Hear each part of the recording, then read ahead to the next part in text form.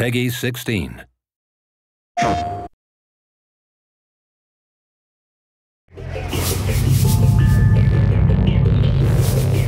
This is the super hard part, is making something that's so soft like smoke feel like it's got that impact. Our main character, Delsin, has basically the coolest power. It's like going up to a genie and asking for more wishes. What happens is when he's near other conduits, he picks up their ability. The first power that he gets is the smoke power. That means he can drain it, he can turn into it, and he can project it. When you think about where is smoke in a city, you think of maybe chimneys, fires.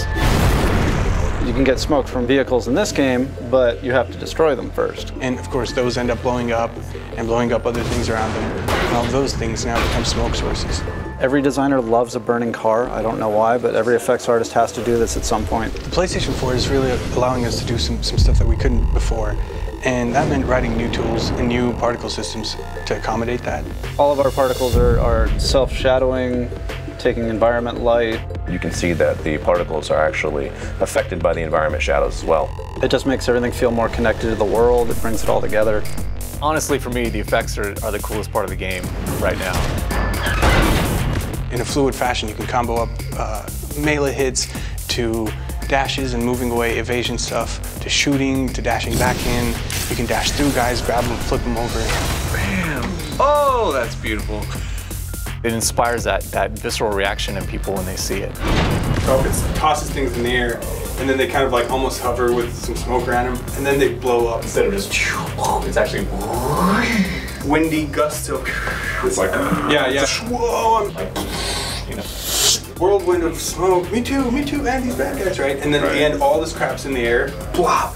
I'm gonna shoot this thing right in front of me. So in the middle of combat, you know, there are bullets flying at you, grenades, whatever's coming at you. You can dodge left, dodge right, completely dematerialize, and then rematerialize somewhere else. You can also dash into vents, so we made this effect where it sort of swirls in. Yeah, so he's actually cranking up, and then he kind of does a corkscrew, he jumps. It's one of those things that just gives you all this energy, and you can sort of jump into combat, jump into action, and you feel so powerful and quick, and you almost want to get surrounded. You're waiting for that moment to get surrounded so that you could just unleash this power that they didn't even know you had. Delsin is basically conjuring up a storm of smoke and ash.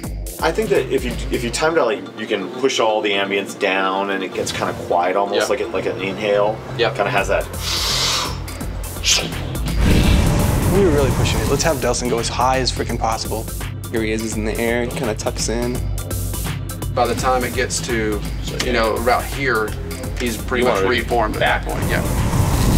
And then he kind of dive bombs in, and at that point he's kind of like dematerialized.